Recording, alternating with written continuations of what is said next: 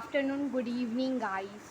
Welcome back to my channel Finance at Home. So today's before starting the lecture, happy Ganesh चतुर्थी।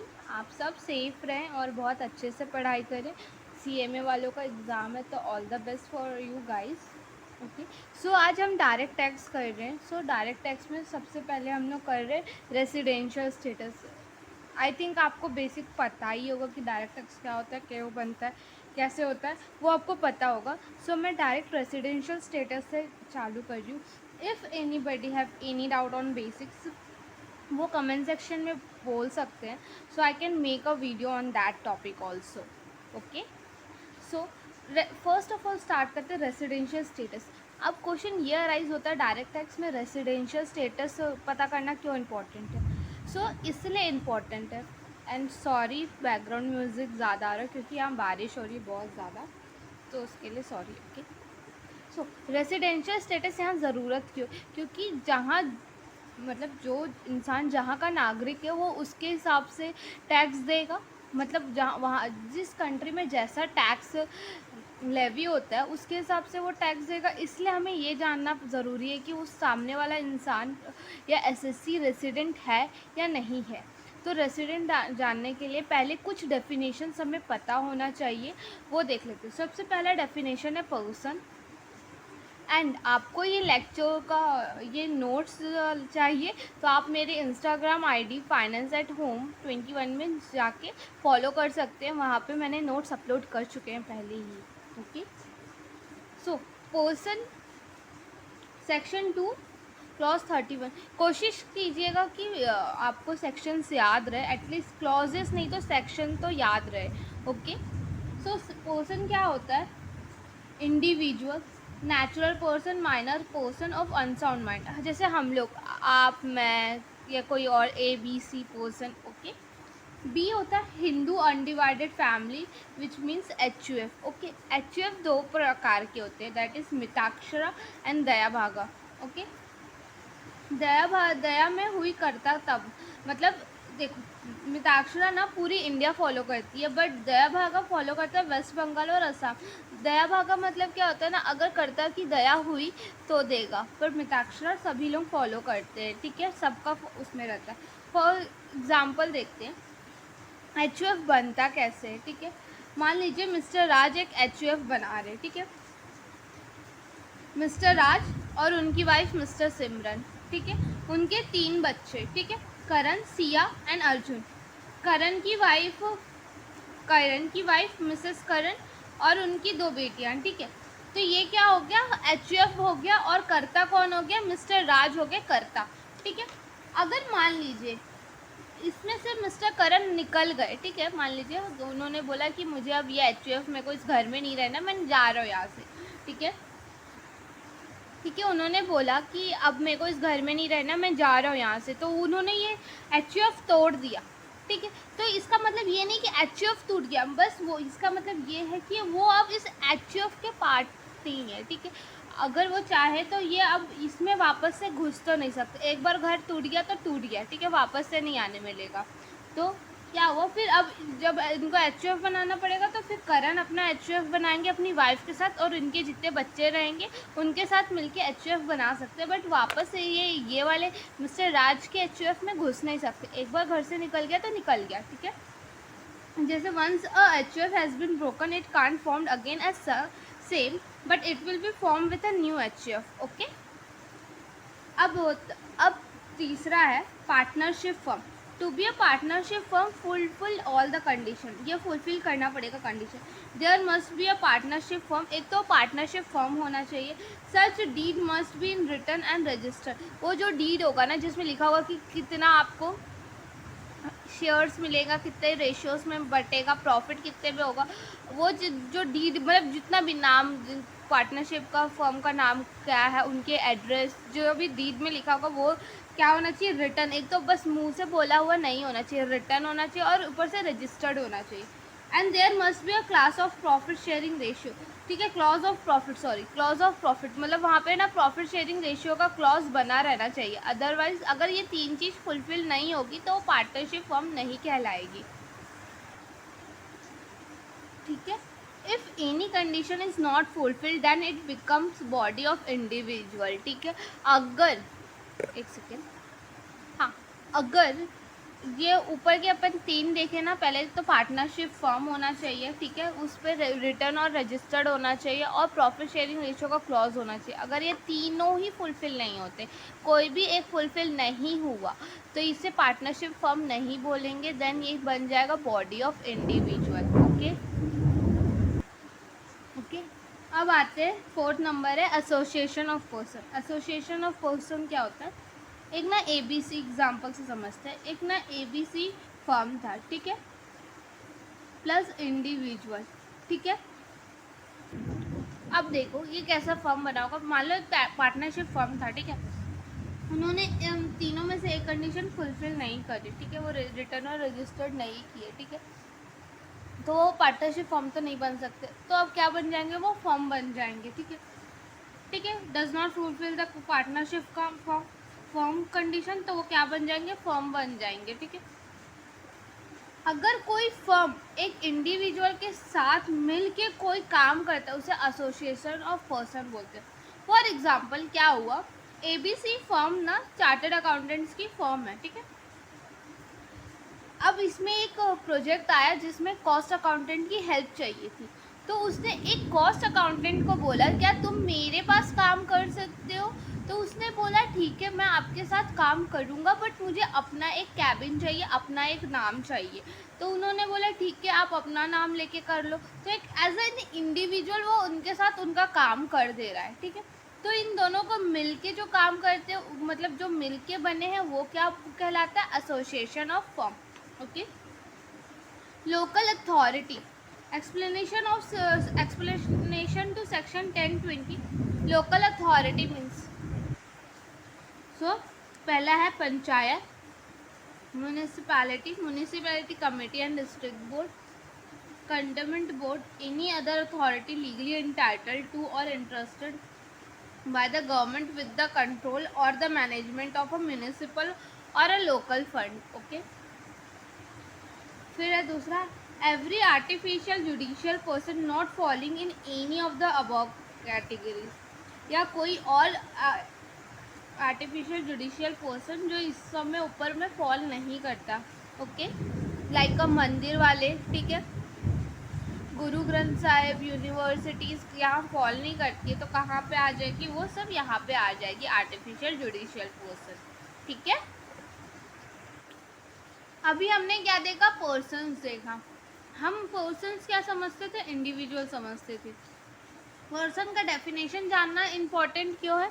क्योंकि सी यहाँ person का definition में कौन कौन है? Association, HUF, partnership firm, local authority, judicial, artificial judicial person, body of individual, ठीक है, ये सब लोग हैं। पर अगर हमें ये डेफिनेशन पता ही नहीं चलता तो हम एक नॉर्मल इंसान को ही, मतलब एक इंडिविजुअल टू इंडिविजुअल से ही टैक्स लेते, फिर तो हम बिजनेसमैन से ले ही नहीं पाते, फर्म से ले ही नहीं पाते, कंपनी से टैक्सेस ले ही नहीं पाते। इसलिए हमें क्या जानना था कि पर्सन का मतलब क्या है यहाँ पे, ठीक है, पर्सन का मतलब समझा? सो आपको अगर ये वीडियो पसंद आ रही है तो लाइक्स ज़रूर करना। Okay, now back to the study. What are the 3 different categories of a resident status? Okay, तो रेसिडेंट होने की 3 कैटेगरीज। एक तो रेसिडेंट जो यहीं पे रहता है, एक तो नॉन ऑर्डिनरी रेसिडेंट, मतलब रेसिडेंट नहीं है पर NR भी नहीं है, ठीक है। एक NR होता है नॉन रेसिडेंट, जो यहाँ का है ही नहीं, इंडिया का नहीं है, ठीक है। तो मैं बेसिकली इंडिया का ही बोल के करने वाली हूँ। ओके, सो कंफ्यूज नहीं होना, ठीक है। इंडिविजुअल सेक्शंस, इंडिविजुअल्स के लिए। अब देखो हम लोग ने पर्सन्स में देखा ना कितने सारे पर्सन्स हैं, तो अब हर पर्टिकुलर पर्सन के हिसाब से देखेंगे कि उनका रेसिडेंट कैसा है, ठीक है, मतलब रेसिडेंट स्टेटस क्या है, ठीक है।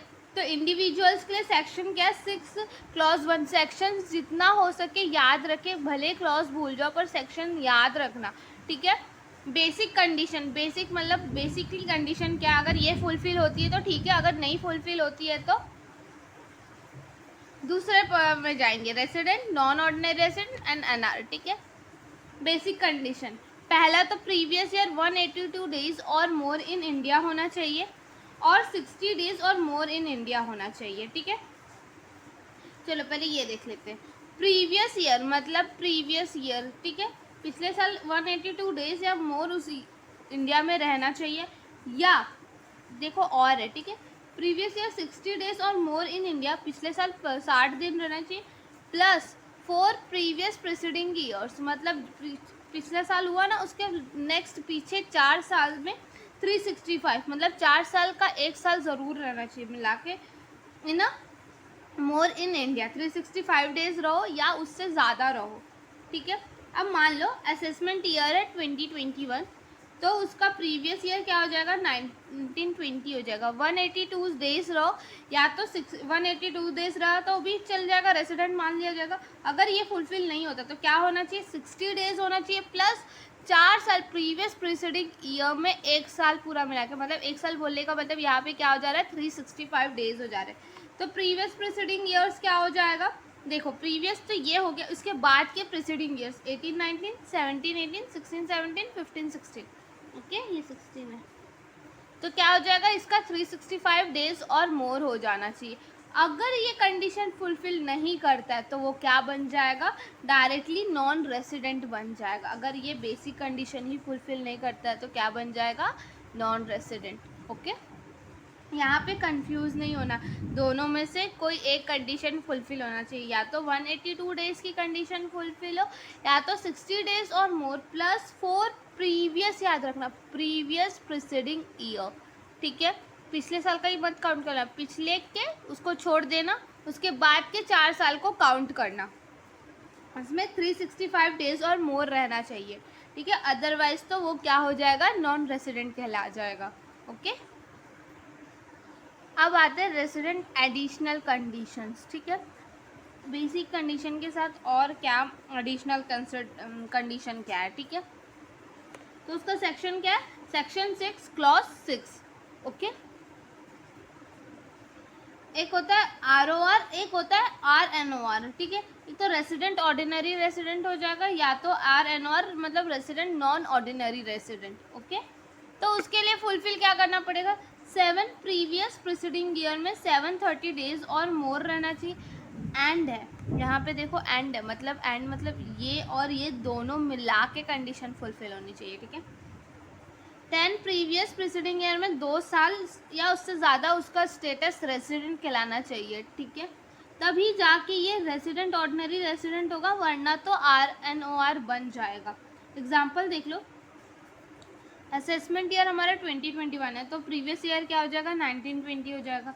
वहाँ से लेके पूरा 7 साल तक 730 डेज हो जाना चाहिए, मतलब ये वाले छोड़ के। यहाँ पे याद रखना प्रीवियस प्रीसीडिंग ईयर है, प्रीवियस ईयर नहीं है, प्रीवियस प्रीसीडिंग ईयर है, दोनों में प्रीवियस प्रीसीडिंग ईयर्स है। ठीक है, तो वहाँ से 7 साल काउंट कर लेना, उसमें 730 डेज रहना चाहिए, और फिर यहाँ से याद करना 10 प्रीवियस 2 ईयर और मोर। ठीक है, यहाँ से ही देखना। ठीक है, 10 प्रीवियस ईयर 2 ईयर्स, उसमें क्या होना चाहिए, स्टेटस एज अ रेसिडेंट होना चाहिए। यहाँ से मतलब ये जो प्रीवियस ईयर है ना, वहाँ से ठीक है पूरा यहाँ तक स्टेटस रेसिडेंट होना चाहिए। ठीक है, 10 प्रीवियस ईयर्स में प्रीसीडिंग उसका 2 साल क्या होना चाहिए, रेसिडेंट स्टेटस होना चाहिए। तो रेसिडेंट स्टेटस के लिए अभी हम लोग ने बेसिक कंडीशन में क्या देखा, 182 डेज होना चाहिए प्रीवियस ईयर में, और प्रीवियस ईयर में 60 डेज प्लस 4 ईयर्स में 365 डेज होना चाहिए। ठीक है, अगर ये फुलफिल नहीं होता है तो क्या बन जाएगा, आपका RNOR बन जाएगा। ओके, सो एडिशनल कंडीशन क्या है, 730 डेज एंड 10 प्रीवियस प्रीसीडिंग में 2 साल आपका क्या होना चाहिए, रेसिडेंट स्टेटस से होना चाहिए। ठीक है, अब आते हैं कंडीशन नंबर 2। ये वाली जो कंडीशन है वह कहाँ कहाँ अप्लाई होगी। ठीक है, क्योंकि आप तो बेसिक कंडीशन में ही देख लोगे कि वो रेसिडेंट है कि नॉन रेसिडेंट है, तो अब ये एडिशनल कंडीशन किन के लिए वो देखते हैं। Okay, condition number 2 of being resident is not applicable in following cases. Sorry, मतलब कंडीशन नंबर 2 कहाँ कहाँ एप्लीकेबल नहीं होगा। ठीक है, एक तो इंडियन सिटीज़न, अगर कोई भी इंडियन सिटीज़न इंडिया छोड़ के जाता है during previous year for the employment के लिए, तो एडिशनल कंडीशन नहीं अप्लाई होगा, ठीक है। डायरेक्ट या तो वो बेसिक कंडीशन में आएगा, फुलफिल किया तो ठीक, नहीं किया तो नॉन रेसिडेंट कहलाएगा। कोई भी इंडियन सिटीज़न अगर पिछले साल कि एम्प्लॉयमेंट के नाम से इंडिया छोड़ के जाता है तो उसको बेसिक कंडीशन में नहीं घुसने दिया जाएगा डायरेक्टली। आप या एडिशनल कंडीशन में नहीं घुसने दिया जाएगा डायरेक्टली, आप बेसिक कंडीशन फुलफिल कीजिए, किए तो रेसिडेंट वरना नॉन रेसिडेंट कहलाएंगे, ठीक है। अब इंडियन सिटीजन किस लिए इंडिया छोड़ के जाते हैं प्रीवियस ईयर में as the member of the crew of the Indian ship के क्रू मेंबर है, अगर वो इंडिया छोड़ के जाते हैं पिछले साल तो उनको बेसिक कंडीशन फुलफ़िल करनी है। अगर उन्होंने फुलफ़िल की तो ठीक, नहीं फुलफ़िल की तो फिर आपको नॉन रेसिडेंट कहलाया जाएगा, ओके।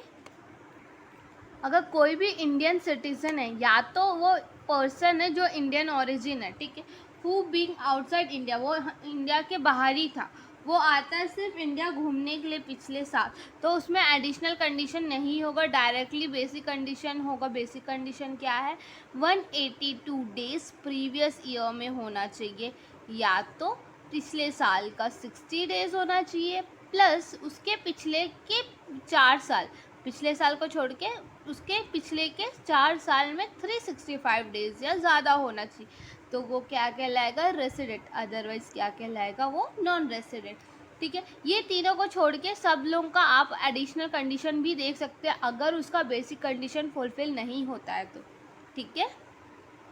अब आते हैं HUF में। HUF में बेसिक कंडीशन क्या है, इफ एक सेकेंड सी, ये जो HUF है तो ये HUF के बारे में बात कर रहा है, ठीक है, बेसिकली एक फर्म के बारे में बात कर रहा है, ठीक है। तो उसका बेसिक कंडीशन क्या है, if the control and the management, okay,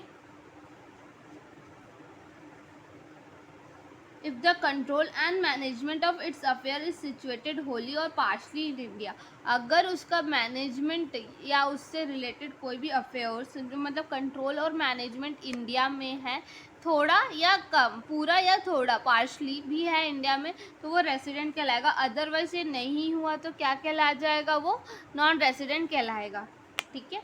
additional condition क्या है, एडिशनल कंडीशन बोले तो फिर सेक्शन क्या हो जाएगा, सेक्शन 6 क्लॉज 6 हो जाएगा, ओके। ROR और RNOR, तो 7 प्रीवियस, एक चीज़, दोनों जगह एडिशनल कंडीशन सेम है, ओके। और एडिशनल कंडीशन कर्ता के लिए यूज़ होता है, मैनेजमेंट के लिए नहीं यूज़ होता है, ठीक है। सो ROR और NOR का क्या है, 7 प्रीवियस प्रिसीडिंग, प्रीवियस ईयर नहीं है, 7 प्रीवियस प्रिसीडिंग ईयर है, उसमें 730 डेज होना चाहिए, ठीक है। एंड याद रखिएगा दोनों कंडीशन फुलफिल करनी है। 10 प्रीवियस प्रिसीडिंग ईयर में 2 बार उसका रेसिडेंट कहलाना चाहिए, ठीक है। अगर ये नहीं हुआ तो वो क्या बन जाएगा, RNOR बन जाएगा, ठीक है, ओके। तो हमने अभी क्या क्या पढ़ा, पर्सन किसे कहते हैं, ठीक है। उसके बाद पर्सन का जानना हमें इम्पॉर्टेंट क्यों है, एंड दूसरा चीज़ हमने क्या पढ़ा कि रेसिडेंट में कितने टाइप के स्टेटस होते हैं और किन किन का भी कभी हम लोग ने देखा, इंडिविजुअल देख लिया, HUF देख लिया। इंडिविजुअल में 2 कंडीशंस होते हैं, सेक्शन 6 क्लॉज 1 बोलता है। सो बेसिक कंडीशन क्या था, सेक्शन 6 क्लॉज 1 क्या बोलता है, 182 डेज प्रीवियस में होना चाहिए, या तो 60 प्रीवियस ईयर 60 डेज और मोर प्लस क्या होना चाहिए, 4 प्रीवियस प्रीसीडिंग ईयर में 365, 4 साल में 1 साल रहना चाहिए। 1 साल बोल इसलिए रह रही 365 डेज़ आपको याद रहेगा, 4 साल में 1 साल, तो 365 डेज़ या उससे ज़्यादा रहना चाहिए, ठीक है। ये हो गया बेसिक कंडीशन। एडिशनल कंडीशन क्या थी, 7 प्रीवियस प्रीसीडिंग ईयर में 730 डेज़, कैसे याद रखोगे, 7 है तो सामने क्या आ जाएगा 730 डेज़, ओके, 7 से 730 डेज़, ओके। एंड बोल रही हूँ और नहीं बोल रही हूँ, दोनों में से एक नहीं, दोनों ही फुलफ़िल करना है। 10 प्रीवियस प्रीसीडिंग ईयर्स में 2 साल उसका रेसिडेंट होना चाहिए, ठीक है। ये तो एडिशनल कंडीशन हो गया। एडिशनल कंडीशन का सेक्शन क्या है, सेक्शन 6 क्लॉज 6 है, ठीक है। तो याद कैसे करना है, सेक्शन 6 है तो एडिशनल कंडीशन किसका है, बेसिक कंडीशन का। बेसिक कंडीशन का सेक्शन क्या है, 6, तो वो क्या हो जाएगा आपका क्लॉज 6 हो जाएगा।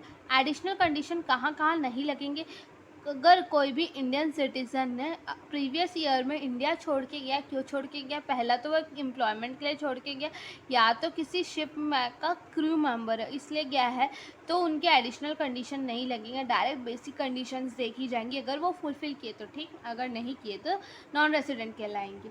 एंड थर्ड कौन सा, ऐसा इंडियन सिटीज़न या ओरिजिन जिसकी इंडियन ओरिजिन है, अगर वो सिर्फ इंडिया घूमने के लिए आए हैं तो उनका भी बेसिक कंडीशन ही चेक किया जाएगा, एडिशनल कंडीशन में फुलफ़िल नहीं होगा, नहीं आएंगे वो, ठीक है। अब आते हैं HUF। HUF का बेसिक कंडीशन क्या, अगर रेसिडेंट कब कहलाएगा, अगर उसका कंट्रोल एंड मैनेजमेंट इंडिया में होली या पार्शली है तो रेसिडेंट, अदरवाइज नहीं है तो नॉन रेसिडेंट हो जाएगा। HUF का, कर्ता का नहीं बोल रहे हम लोग, HUF का बोल रहे। कर्ता का देखना है तो एडिशनल कंडीशन सेम है जो बेसिक आपको इंडिविजुअल में था, 7 प्रीसीडिंग प्रीवियस ईयर में 730 एंड 10 प्रीसीडिंग प्रीवियस ईयर में 2 ईयर्स आपका रेसिडेंट होना चाहिए, ठीक है। और एडिशनल कंडीशन एप्लीकेबल कहाँ है, सिर्फ कर्ता में है, ठीक है।